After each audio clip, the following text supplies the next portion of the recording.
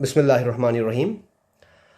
आज एक इंतहाई अहम, इंतहाई ज़रूरी मसले पे गुफ्तगू करेंगे, गौर खोज करेंगे, सोचेंगे कि इस मसले की वजूहात क्या हैं और क्या हम कोई हल निकाल सकते हैं। आप देख रहे हैं कि गुज़श्ता दिनों में पाकिस्तान में डॉक्टरों पे हमले हो चुके हैं, हस्पतालों पे हमले हो चुके हैं और डॉक्टरों की कम्युनिटी के दरमियान बड़ी तशवीश पाई जाती है, बहुत परेशानी पाई जाती है। मैंने 2 दिन पहले एक ऑडियो मैसेज सुना और ये मैसेज प्रोफेसर जावेद ए ख़ान की तरफ से था। प्रोफेसर साहब आगा खान यूनिवर्सिटी हॉस्पिटल में एक इंतहाई सीनियर प्रोफेसर हैं। मेरा उनसे कुछ ताल्लुक़ ऐसे है कि 1994 में जब मैं कराची में डेंगू हेमरेजिक फ़ीवर के बारे में रिसर्च कर रहा था तो उन्होंने मेरी बहुत हेल्प की। हालांकि मैं शफा हस्पताल में था जो कि नेवी का हस्पताल है, लेकिन उन्होंने आगा खान यूनिवर्सिटी के लाइब्रेरी के दरवाजे मेरे लिए खोल दिए और बहुत हेल्प की।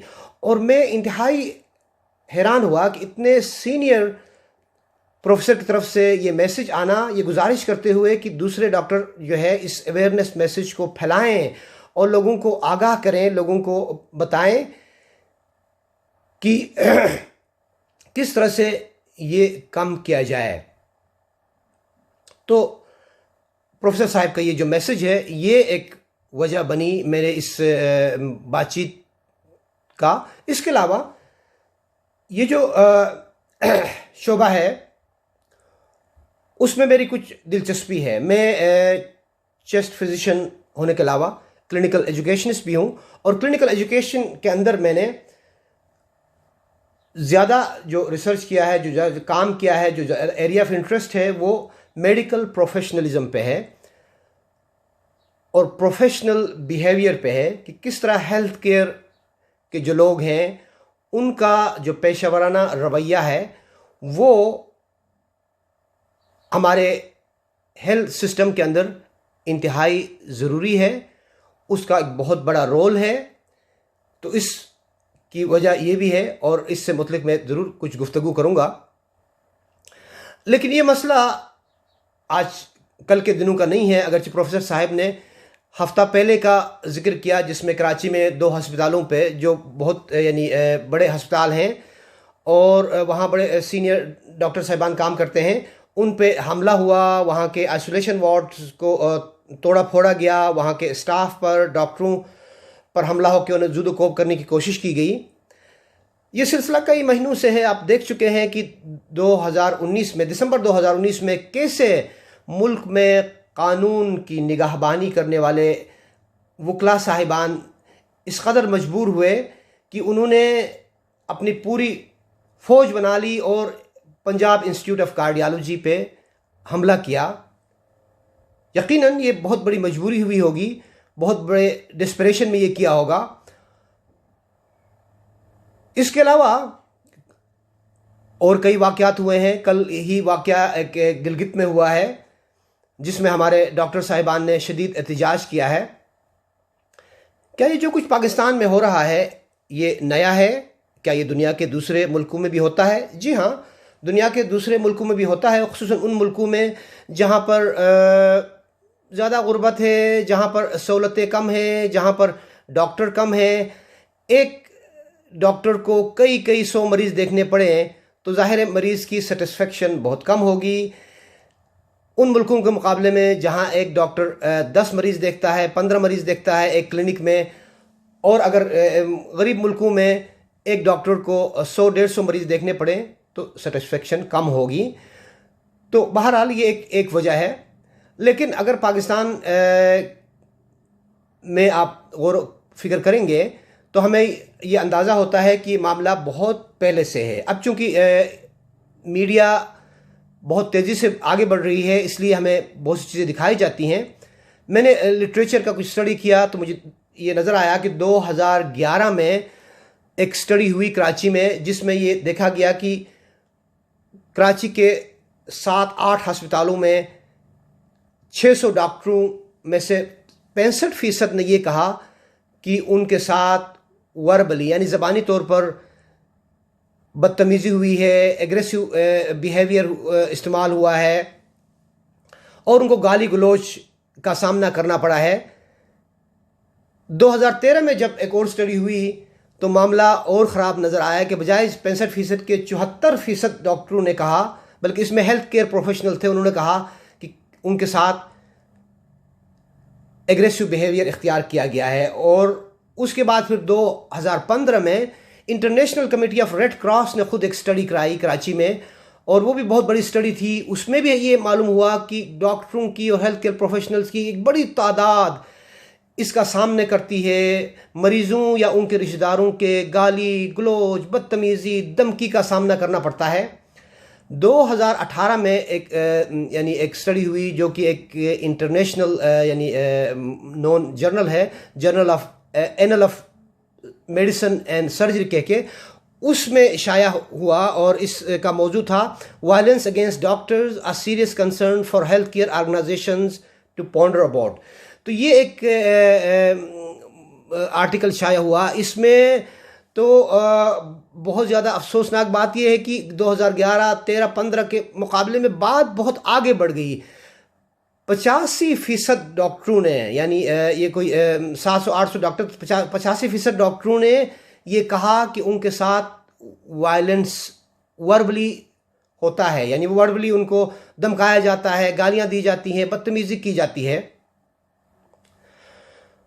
तो ये बिल्कुल नया नहीं है, लेकिन ये बढ़ रहा है। ये आप देख रहे हैं, मैंने आपको स्टडीज़ कोट की 2011 से 2018 तक, और पाकिस्तान के दूसरे शहरों में भी स्टडीज़ हुई हैं, लाहौर में भी हुई हैं, लेकिन हम उस अभी ज़्यादा तफसील में नहीं जाएंगे। कहने का मतलब ये है कि हमारे पास सबूत मौजूद है कि ये कुछ हो रहा है।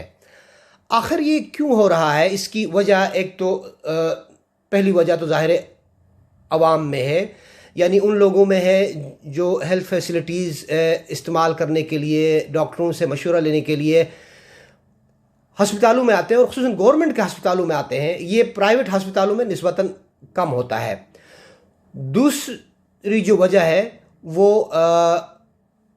इसकी वजह ज़ाहिर है वो हस्पताल हैं, वो जगह हैं, वो हेल्थ सिस्टम है जो इंतहाई नाक़िस है, जो इंतहाई यानी कमज़ोर है, जो हमारे मरीज़ों की सहूलियात के लिए इंतहाई कम है, उनकी ज़रूरियात के लिए बहुत ही नाकाफ़ी है।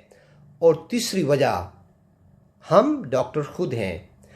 हम डॉक्टर ख़ुद भी इसकी वजह है, मैं इसको छुपाऊंगा नहीं। और मैं ये यानी एक अपना यानी ओपिनियन पाकिस्तान के बहुत से डॉक्टरों से शायद मुख्तलिफ दे दूं कि तीसरी वजह अवाम भी वजह है, गवर्नमेंट या हस्पताल का सिस्टम भी वजह है, हम डॉक्टर भी खुद वजह हैं। और ये जो तीसरी वजह कह रहा हूँ इसकी भी आपको मतलब मैं बताऊंगा कि मैं कोई क़ियास की बिना पर कोई ओपिनियन नहीं दे रहा, बल्कि मेरा 30 साल का तजुर्बा है। 25 साल मैंने पाकिस्तान में काम किया है और अभी 6-7 साल तो यहाँ हो गए हैं, यानी 5-6 साल हो गए हैं। तो मैं आपको यानी ये जो बताऊंगा वो अपने तजुर्बे की रोशनी में बताऊंगा। और स्टडीज़ का मैंने कोट किया कि मैंने ख़ुद कैसे सीखा, कैसे ये इन 25 सालों में पाकिस्तान में सीखा कि किस तरह हमारा रवैया मरीज़ों या उनके रिश्तेदारों के अंदर वायलेंस पैदा कर सकता है, और किस तरह हमारा रवैया उनके अंदर ये चीज़ें कम से कम कर सकता है। ये हम पे मुनहसिर है, और मैं इसका यकीन रखता हूँ, और ये मैं आपको बता दूंगा, और इस पे मैंने रिसर्च भी किया है। तो अब पहले हम अवाम की बात करेंगे कि अवाम क्यों इस तरह रवैया अख्तियार कर रहे हैं। अवाम के साथ मुझे बहुत हमदर्दी है, इंतहाई हमदर्दी है, इसलिए कि वो नहीं जानते हैं, वो डॉक्टरी मामलात के बारे में कुछ ऐसी मिसाल रखते हैं जैसे कि किसी आदमी के आँखों पे एक पट्टी बांधी जाए और उसको मुख्तलिफ बातें दिखाई जाएं। यानी डॉक्टरी का जो इल्म है, डॉक्टरी की जो मालूमात हैं, वो उनके लिए ऐसे हैं जैसे किसी यानी ऐसे शख्स के लिए हो जो देख नहीं सकता हो, जान नहीं सकता हो। क्योंकि आवाम हमारी बहुत कम लिखी पढ़ी है, वो नहीं जानते हैं कि बीमारियां क्या होती हैं, उनका इलाज क्या होता है, किस बीमारी में मरीज़ को बचाया जा सकता है, किस बीमारी में नहीं बचाया जा सकता है, कौन कौन सी वो बीमारियां हैं जिसमें कोई इलाज नहीं है, मरीज़ को बिलाखिर एक वक्त में यानी इस दुनिया से जाना है। ये चीज़ें बहुत अवाम को मालूम नहीं हैं, और यह हमें अवाम से हमदर्दी रखनी है और यह अवाम को एजुकेट करने की कोशिश करनी है, उनको अवेयरनेस दिलाने की कोशिश करनी है। तो अवाम मालूमात न होने की वजह से, इल्म कम होने की वजह से इस तरह के रवैये का शिकार होते हैं। दूसरी वजह हमारी हुकूमत, हमारे हस्पतालों के हालात आप सब जानते हैं, मुझे ये बताने की ज़रूरत नहीं है। इंतहाई दुख है, इंतहाई अफसोस है कि अभी तक हम अपने हेल्थ केयर सिस्टम को इम्प्रूव नहीं कर सके हैं। अस्पतालों की हालत बहुत ही ख़राब है, मरीज़ों की तादाद ज़्यादा से ज़्यादा हो रही है, अस्पतालों के जो बेड हैं वो बड़े नहीं हैं, अस्पतालों की तादाद बढ़ नहीं रही है उस तेज़ी से जितने कि मरीज़ बढ़ रहे हैं। और ख़ुसूसन आजकल के इस कोरोना वायरस डिजीज़ की जो एपिडेमिक है, जो पेंडेमिक है, उसमें हमारे लिए बहुत से मुश्किलात पैदा हो रहे हैं, इसलिए कि हमारी जो अस्पतालों की हालत है वो बहुत नागुफ्ता है और हमारा हेल्थ सिस्टम जो है ना बहुत ही कमज़ोर है, बहुत ही कमज़ोर है। हमें ये मानना पड़ेगा और इसके लिए इससे सीख के हमें इसको इनकलाबी तौर पर तब्दील करना पड़ेगा। नहीं करेंगे तो हमें एक हमला नहीं, 10 हमले नहीं, हज़ारों हमले होंगे। मैं आपको आज बता रहा हूँ कि हज़ारों हमले होंगे, क्योंकि अवाम जब सेटिस्फाई नहीं होंगे, हस्पतालों की बुरी हालत होगी, वहाँ अपने मरीज़ों को देखेंगे कि वो किस तरह से मुश्किलात में हैं, उनको रखने की जगह नहीं है, उनको लटाने की जगह नहीं है, उनके लिए मुनासिब यानी सफाई नहीं है, उनको देने के लिए दवाइयाँ नहीं हैं, उनके लिए बहुत कम नर्सेज हैं, बहुत कम डॉक्टर हैं। एक डॉक्टर को 100 मरीज़ों को देखना पड़ रहा है। एक डॉक्टर को बुलाएं तो उसे 2 घंटे लगते हैं दूसरे मरीज़ तक पहुंचने तक। ये सब कुछ हमारे अवाम जब देखती रहेगी तो उनके अंदर गुस्सा, गम, वायलेंस बढ़ेगा। अगर हम चाहते हैं कि ये चीज़ें ना हो तो हमें अपने हेल्थ केयर सिस्टम को जनाब आली ठीक करना पड़ेगा, हमें अपने डॉक्टरों की तादाद ज़्यादा से ज़्यादा करनी पड़ेगी, हमें अपने स्पेशलिस्ट को ज़्यादा करना पड़ेगा, हस्पतालों के हालात, ये सब चीज़ें आपको मालूम हैं। ये कोई नई बातें मैं आपसे नहीं कर रहा हूँ, लेकिन हम चूँकि जिक्र कर रहे हैं कि क्यों इस तरह हो रहा है। तीसरा जो है मैं आपको जिक्र करना चाहूँगा कि हम डॉक्टरों का क्या इसमें कोई हाथ है? जी हाँ, इसमें हमारा हाथ है। और ये मैंने अपने, जैसे कि आपको कहा कि तवील 30 साल के तजुर्बे में सीखा है।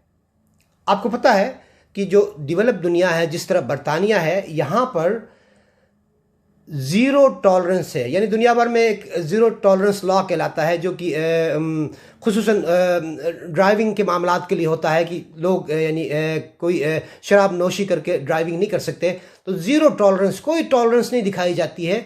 इसी तरह NHS के अंदर भी एक पॉलिसी है, ज़ीरो टॉलरेंस पॉलिसी कहलाती है। ज़ीरो टॉलरेंस, किसी भी मरीज़ या उसके रिश्तेदारों की कोई भी बदतमीज़ी, वायलेंस, मिसबिहेवियर बर्दाश्त नहीं की जाती है। अगर कोई मरीज़ का रिश्तेदार या मरीज़ मिसबिहेव करे तो फ़ौरन उसी वक्त जो है ना वो पुलिस बुलाया जाता है और फ़ौरन उसको पकड़ के ले जाती है। इतना मजबूत है यहाँ पर कानून कि लेकिन ज़ाहिर है हमारे मुल्क ममलकत पाकिस्तान जो हमारा प्यारा मुल्क है, उसमें ऐसे कवानीन अभी मजबूती से वजूद में नहीं आए हैं। सिर्फ ये कानून की बात नहीं है, अकेला दरमियान में नहीं आएगा, कई और मामलात साथ साथ चलने हैं, बहुत से कवानीन ने मजबूत होना है। तो अगर ये कानून मजबूत हुआ, अगर ये गवर्नमेंट ने कानून बना लिया कि हस्पतालों में ज़ीरो टॉलरेंस हो और बदतमीज़ी बर्दाश्त नहीं होगी, वायलेंस बर्दाश्त नहीं होगी, अगर ऐसा कोई हुआ तो उसको कड़ी सज़ा मिल जाएगी, तो इससे बहुत ज़्यादा हेल्प मिलेगी। लेकिन मैं आपको बात कर रहा था कि हम डॉक्टर इसको कैसे कम कर सकते हैं। हम बहुत से मामलात में मजबूर होते हैं, हमें टाइम न होने का मसला होता है। मैं अपना आपको बता सकता हूँ कि जहाँ जहाँ मैंने मरीज़ों के रिश्तेदारों के साथ बैठ के अच्छी तरह से गुफ्तगू की, शुरू के दिन से ही उनको मैंने समझाया, जब मुझे नज़र आया कि मरीज़ बहुत सीरियस है, बहुत यानी मुश्किल है कि इस की बीमारी से उसे शफा मिले, तो मेहनत करने के साथ साथ, तमाम तर दयानतदारी से कोशिश करने के साथ साथ, रोज़ अव्वल से मरीज़ के रिश्तेदारों को, उसके जो करीबी रिश्तेदार हैं, ज़ाहिर उनका हक़ ज़्यादा बनता है। मैं बहैसियत डॉक्टर उसको देखभाल कर रहा हूँ, लेकिन जो मरीज़ के जो रिश्तेदार हैं, माँ बाप हैं, बहन भाई हैं, बीवी है, शोहर है, उनको ज़्यादा हक़ बनता है उनका कि मरीज़ के बारे में ज़्यादा मालूमात हों। हमारे यहाँ कल्चर नहीं है कि हम मरीज़ को डायरेक्ट नहीं बताते हैं। यहाँ डेवलप दुनिया में मरीज़ को डायरेक्ट बताना पड़ता है, दयानतदारी से उसको कहना पड़ता है कि उसकी क्या बीमारी है, उसके कितने यानी इम्कानात हैं ठीक होने के, कितनी देर तक बीमारी रह सकती है, उसके ठीक ना होने के क्या इम्कानात हैं। ये सारी चीज़ें डायरेक्टली मरीज़ को बताना हमारे ऊपर लाजिम होता है। लेकिन पाकिस्तान में हम कल्चरल डिफरेंसेस की वजह से ये हम नहीं बताते मरीज़, क्योंकि रिश्तेदार भी नहीं चाहते, मरीज़ भी नहीं चाहते। तो हम मरीज़ों को रोज़ अव्वल से, शुरू ही से, अगर डॉक्टर साहिबान या हमारे स्टाफ के लोग शुरू से बताना शुरू कर दें कि क्या क्या मुश्किलात हैं, तो मैंने ये देखा है कि जितना भी मरीज़ सीरियस हो, मरीज़ कुछ दिनों में दुनिया में ना रहे, लेकिन अगर हमने शुरू से उनको साथ लेके चले हैं, बताया है कि ये हो रहा है, ये हो रहा है, ये हो रहा है, और ये मुश्किलात आ रही हैं, मरीज़ ठीक नहीं हो रहा है, तो जिस दिन वो दुनिया से रुखसत हो जाए, कभी वो शोर नहीं मचाते, कभी वो यही कहते हैं कि डॉक्टर आपने हमें शुरू के दिन से बताया था, डॉक्टर आपने जो कुछ हो सकता था आपके हाथ में आपने किया है, तो अब क्या हो सकता है, खुदा की मर्ज़ी। मैंने, खुदा गवाह है कि बहुत से लोगों को ये कहते सुना है, लेकिन जहाँ मुझसे वक्त की कमी की वजह से कोताही हो गई, ये मैं नहीं कर सका। ऐसा हुआ है कि मैं यानी मरीज़ बेशक यानी बहुत सीरियस हो, मरीज़ों को बज़ाहिर मालूम भी हो कि शायद ये बचे ना बचे, लेकिन अगर मैं उनसे बात नहीं कर सका हूँ तो वहाँ पर नाराज़गी का इजहार किया उन्होंने।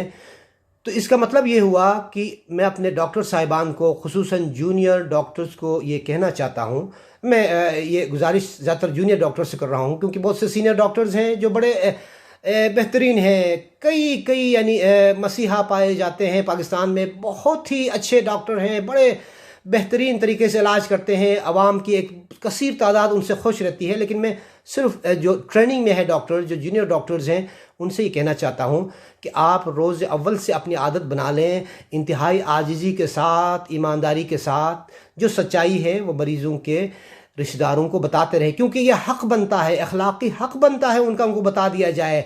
और आसानी से, यानी मेडिकल टर्मिनोलॉजीज़ को आप आसानी से तर्जुमा करके आसान ज़बान में उनको बताएं कि क्या हो रहा है। जिस तरह ये कोविड है, आपके पास जब लाते हैं तो आप देखते हैं ना उनकी हालत क्या है, तो आप उनको बताना शुरू कर दें, ये उनका अखलाक़ी हक़ है कि वो जानें। इस मामले में मैं आपको एक यानी बहुत ही कड़वी हकीकत बताना चाहता हूँ। लोग ये सुन लें कि पाकिस्तान में इस वक्त जो लोग सीनियर डॉक्टर्स हैं, जो ट्रेंड हैं, जो स्पेशलिस्ट हैं, जो college of physicians and surgeons के स्पेशलिस्ट हैं, उनमें से बहुत से लोग ऐसे मामलात को जानते हैं, मेरी उनको बताने की ज़रूरत नहीं है, उन्होंने इस बारे में ट्रेनिंग किया हुआ है, उनका ट्रेनिंग का हिस्सा है। लेकिन इंतहाई बदकिस्मती ये हो रही है कि मुल्क में बहुत सारे ऐसे प्राइवेट मेडिकल कॉलेजेस बन गए हैं जिनके अंदर ऐसी अच्छी ट्रेनिंग, ऐसी अच्छी डॉक्टरी की तालीम नहीं दी जा रही है। बहुत अफसोस से कह रहा हूँ आपको, बहुत कड़वी हकीकत है, बहुत कड़वी हकीकत है। एक आध ऐसे बहुत अच्छे प्राइवेट यूनिवर्सिटियाँ भी हैं, जिस तरह यानी आगा खान मेडिकल यूनिवर्सिटी है, जहाँ पर दुनिया के बड़े बड़े मेडिकल स्कूल्स के मुकाबले की तालीम दी जाती है। लेकिन कई मेडिकल कॉलेजेस हैं जहाँ पर इंतहाई नाक़िस तालीम है, उन्हें कोई दुनिया के यानी दूसरे मुल्कों के लेवल का स्टैंडर्ड की तालीम नहीं है। मेडिकल एजुकेशन का स्टैंडर्ड इंतहाई नीचे गिर चुका है। और वो ऐसे डॉक्टर अगर मुख्तलिफ अस्पतालों में हैं जो उन प्राइवेट मेडिकल कॉलेजेस से यानी निकले हैं, वहाँ से पढ़ चुके हैं, तो मुझे डर है। मैंने अपनी आंखों से CMH चीज़ के अंदर देखा है कि जो प्राइवेट मेडिकल कॉलेजों से आए हुए डॉक्टर्स हैं वो किस कदर बुरे हालात में हैं अपने एजुकेशन में, अपने रवैयों में। मुझे बहुत ही अफसोस से कहना पड़ता है कि ये रवैया है पाकिस्तान में। उनको जो अरबाब इख्तियार हैं, होश के नाखुन लेने चाहिए कि पाकिस्तान में कई मेडिकल कॉलेजेस बन गए हैं, 150 के करीब गालिबन मेडिकल कॉलेजेस हैं। उनमें ज़्यादातर जो है ना प्राइवेट मेडिकल कॉलेजेस हैं जो गली कोचों में बन गए हैं। एबटाबाद जैसे शहर में जब मैं 5 साल पहले वहाँ था तो 5 मेडिकल कॉलेजेस थे। जनाब आली, डॉक्टरी कोई ऐसा पेशा नहीं है कि आप गली कोचों में जो स्कूल बना के और डॉक्टर बना लें। आप ऐसे डॉक्टर पैदा करेंगे जो मुल्क के लिए, कौम के लिए ख़तरनाक हो? नहीं, ये बहुत ही गलत कर रहे हैं आप, बहुत गलत कर रहे हैं।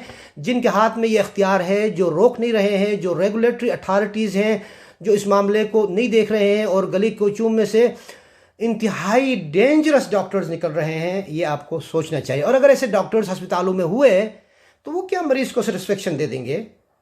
क्या डॉक्टरी इस बात का नाम है कि आपको सिर्फ चंद गोलियों के नाम मालूम होने चाहिए, सिर्फ चंद बीमारी मालूम होनी चाहिए? नहीं, डॉक्टरी का एक बहुत बड़ा हिस्सा मेडिकल प्रोफेशनलिज्म है। डॉक्टर की जो पेशेवराना रवैया है वो बहुत ज़्यादा ज़रूरी है।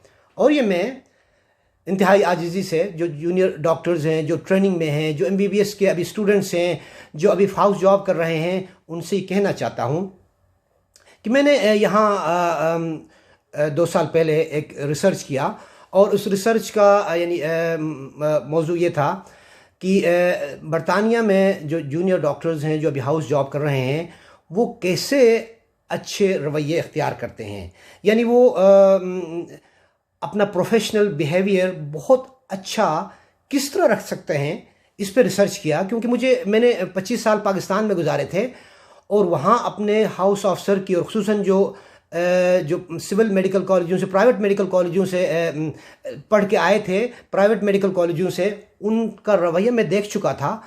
और उसको देखते हुए मैंने यहाँ के रवैये को देखा तो मुझे बड़ी हैरत हुई कि यहाँ किस तरह से, वो क्या चीज़ है जो इनको पढ़ाई जाती है, सिखाया जाता है कि इंतहाई समझदार होते हैं। यानी पहले ही साल में वो इस कदर इंतहाई समझ के साथ, मेहनत के साथ, दयानतदारी के साथ, बहुत ही खुश असलूबी से मरीज़ों के साथ सलूक करते हैं कि मुझे हैरत हुई। और इस फ़र्क को जानने के लिए मैंने स्टडी की और उसमें बहुत सारी मुझे यानी मालूमात हुई।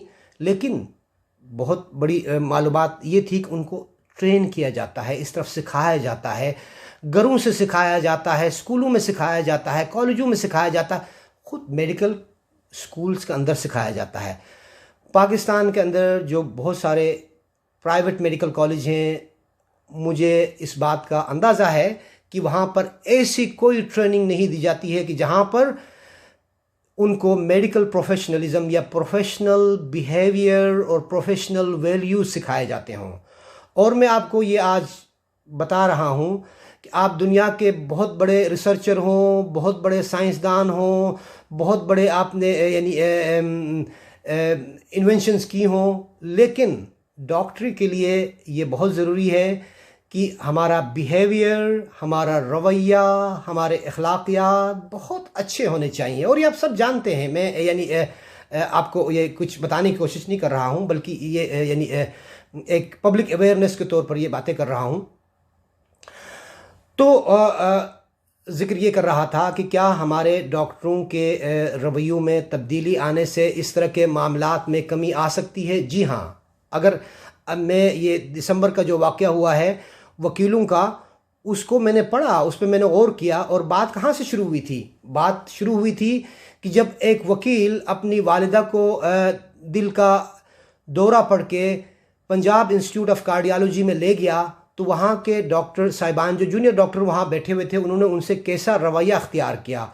वो रवैया उनको अच्छा नहीं लगा, उन्होंने उसके जवाब में जवाब देने की कोशिश की, उधर से भी जवाब आए। और फिर उसके बाद यहाँ तक बात नहीं चली, एक डॉक्टर साहब ने इंतहाई गलत बयान दे दिया। तो आप खुद सोचें कि ये रवैयों से बात शुरू होती है।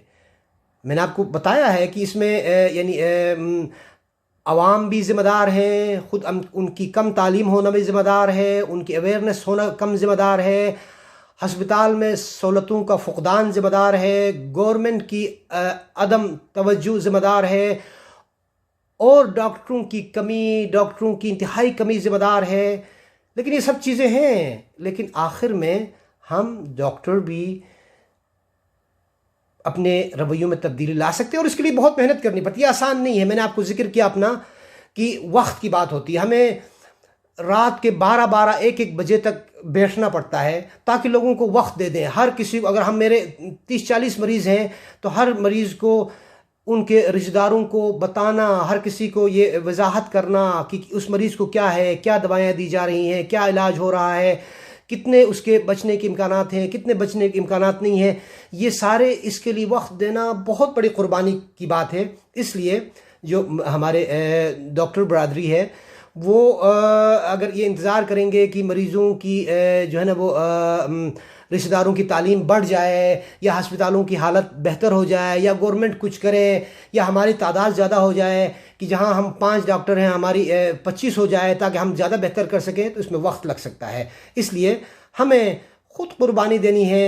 हम बहुत से मामलात में कुर्बान हो रहे हैं, हमने ऐसा पेशा लिया है, क्या किया जाए, हमने ख़ुद अपनी मर्ज़ी से ऐसा पेशा ले लिया है जिसमें कुर्बानी चाहिए। हमें वक्त की कुर्बानी देनी है, हमें वक्त की कुर्बानी देनी है, अपने मरीज़ों को या उनके रिश्तेदारों को बहुत वक्त देना है, समझाना है, शुरू ही से ये बताना है कि क्या क्या मामला है। अगर हम डॉक्टर शुरू से मरीज़ों को ये चीज़ें एक्सप्लेन करें तो मेरे ख़्याल में इसमें कमी हो सकती है और यही शॉर्ट टर्म एक सॉल्यूशन है और इसके लिए कुर्बानी की ज़रूरत होगी। तो मैं यानी आखिर में फिर यही कहना चाहता हूँ कि ये बातें करके मैं आपको कुछ यानी पढ़ाना नहीं चाहता। आप में से बहुत से लोग हैं जो मुझसे ज़्यादा जानते हैं, जिनका ज़्यादा तजुर्बा है, जिन्होंने ज़्यादा काम किया हुआ है, ज़्यादा खिदमत किया हुआ है, और मेरे उस्ताद हैं, मेरे सीनियर हैं जिनकी मैं इज़्ज़त करता हूँ। उन्होंने मसीहाई मुझे सिखाई है और लेकिन हमें अपने जो नए बनने वाले डॉक्टर हैं, जो हमारे जूनियर डॉक्टर हैं, उनकी ट्रेनिंग करनी है, उनको सिखाना है, ये भी हमारा फ़र्ज़ है। शुक्रिया, मेहरबानी आपकी।